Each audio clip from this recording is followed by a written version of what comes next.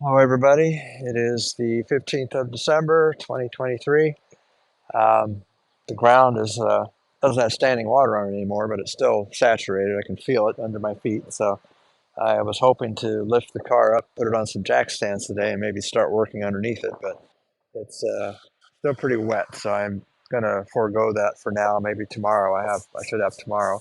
Today is already more than halfway over, but I'm still gonna get started. I think I figured out what went wrong with my last attempt at finishing my drive shaft with that other CV joint, with the rear CV joint. I think I must have had a needle bearing come out of place in one of the caps, and that's why I could not, no matter what I did, press it in place. So I'm going to reverse course a little bit there, take off the last two caps that I put on, and try again. I should not have to completely take it off. I should just be able to do a partial disassembly and reattack that with couple days off, clear mind and all that. I was definitely getting tired and I had been at it a little too long, and I think I was getting frustrated. So hopefully this time I can actually finish with that drive shaft and move on to something else. I also just found a another AM/FM radio that somebody had for sale on the internet through Facebook Marketplace. So I went ahead and bought that. Paid less money for that one than I did for the previous one I already have, and it looks like it's in much better condition. I figure with two radios, I should be able to get enough parts to get one working, hopefully, but that'll be for a future project. That's not a priority right now. I also received an order of valve cover gaskets. One of my viewers kind of shamed me into painting the valve cover gaskets. I haven't got the valve covers off yet, but I will eventually. And it occurred to me that I also need to paint the air cleaner, since that thing is, I cleaned it up real good. It's a lot of bare metal on it, so I need to paint that too before it starts rusting up again. It's just kind of hard to do because it's kind of cool right now, so I don't know how well the paint will take in temperatures that are in the 40s, but at least outside, so we'll see. Anyway, so I'm going to set back up in the shed to get back to work on that drive shaft, see how that goes. Oh, I also bought, I'm going to show you this if I can find it. Oh, yeah, it should be in the car. I forgot I had these things in the front seat here. See, gaskets. And then this little Zerk fitting attachment here, which will just fit on my grease gun, and that way I can inject grease into the centering yoke, that little ball joint area where I have trouble with the needle bearings too. But I'll get there. A little more of a visual, what I was alluding to earlier. One of these caps, and I think it's the one, I'm sorry, right here. One of these caps is where I think I had a needle bearing go sideways on me, and where I couldn't get it in far enough to get the clip in. So I'm going to remove those and try again. And I have spare parts from the previous U-joint that I messed up, so I'll have enough here. I don't have to take it completely off, so that's where I'm going to start. So as I'm pushing this out with my sockets, not using a hammer, just using the vise, there's this gap right here at the end of my finger that shouldn't be there, and that's where the problem lies. So I suspect it's this one that is missing the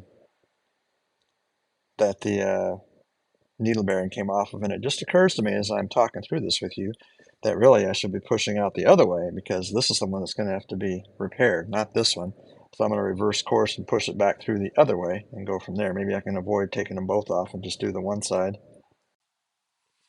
All right, I got the offending cap off. I really can't even tell if this was the issue or not, because this is what it looked like when I finally got it off. So there's a good chance, though, that the problem was right here. So I'll use a different cap, and this time I'm going to put some more grease in it to help hold those bearings in place, those needle bearings. I've also got to dig out that little rubber boot that goes on the end here.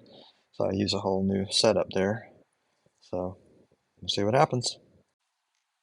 All right, working on reassembly now. I put the clip on the other side, even though the cap's not in all the way, or driven out this way all the way. That's okay, because I'm going to push it in from the other side, and you'll notice there's no longer a gap here at the end of my finger like there was before, when I must have had a needle bearing out of place or something.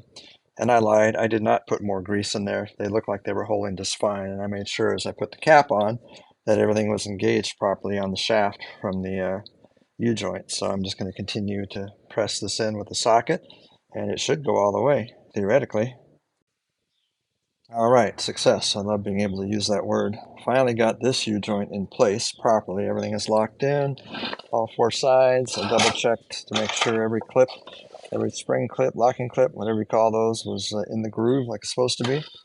Grease fitting is facing out where it's easily accessible. And the Zerk fitting, oh, I got to put that part in. Now here comes the next challenge. It's one challenge after the other. So there's the centering yoke, and I'm going to clean it up a little bit with my my new brush on my grinder over there, my wire brush, rotary wire brush. And then I'm going to start to put this back together. What I don't know is if I have all the needle bearings. I ended up with 33. I started with 32, found one more, so I got 33. I'm hoping that when I carefully, oh, I see I just saw another one in there. That makes 34. Funny how that works. So now I'm seeing 34. I didn't even know there was another one loose down there. So when I put all those back in there with just enough grease or Vaseline or something to hold them in place, I hope there's no gaps, because if there's any missing, then I'm going to be spending my time on my hands and knees down here where that pallet moved out of the way and see if I can find it. So we'll see how that goes.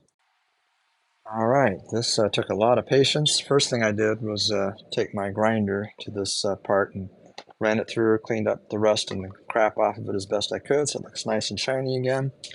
And I laid out my needle bearings on here very carefully. I wiped each one individually because in that little jar was Type F transmission fluid, so I wanted to wipe off as much of that residue as I could.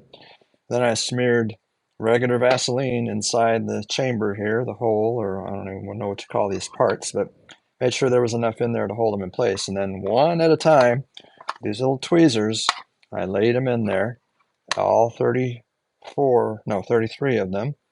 And as far as I can tell, there's not a gap, although I'm not 100% certain because now that I look at it from a different angle, there might be a gap. I'm going to have to use my little pinky finger again to press them as best I can. And if it looks like there's still a gap in there, that means there's probably one still missing that I'll have to find. So I'm going to work on that a little bit, decide if I've still got one missing, and if I do, that means on my hands and knees sifting through that gravel down there under the pallet. What a pain that'll be. All right, after using a little tool to press everything in there, I'm pretty sure I'm not missing any needle bearings, which is a minor miracle in itself. So I'm going to use my zip tie trick again, not too tight, but just to kind of hold this in place just enough so that this doesn't fall off and all my bearings fall out again. But loose enough so I can still move it and get the last U-joint in place. So all I got to do is just carefully slide it on the shaft here, and it goes on very nicely. So now I'm going to zip tie that and continue on. All right, finally I am done rebuilding the CV joints on this drive shaft. That was as bad or worse than doing the rear main seal on the engine, I tell you. What a pain in the butt. But I got it all done. Everything is nice and stiff like it should be for new U-joints. Everything moves freely like it should.